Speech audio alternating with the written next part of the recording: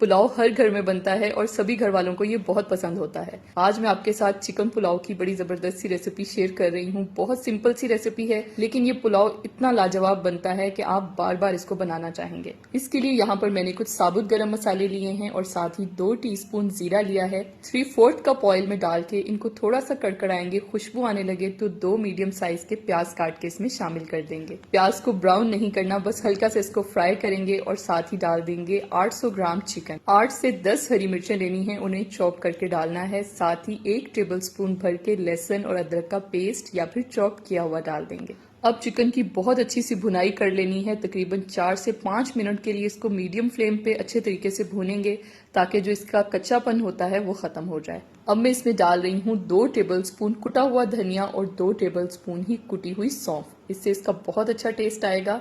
साथ ही मैंने 1 टेबलस्पून भर के डाला है चिकन पाउडर का।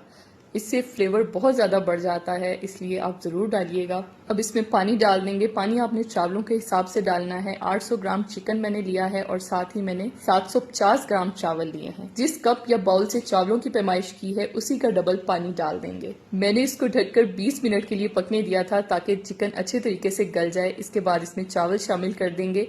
चावलों को मैंने आधे घंटे के लिए भिगोया है। साथ ही इसमें डालेंगे 3 से 4 हरी मिर्चें और खुशबू के लिए तेजपात के 3 पत्ते डाल देंगे। मैं यहाँ पर 1.5 टीस्पून नमक का शामिल कर रही हूँ। आप अपने टेस्ट के हिसाब से कम ज्यादा कर सकते हैं। हल्के हाथ से चम्मच चलाएंगे ताकि नमक अच्छे तरीके से मिक्स हो जाए।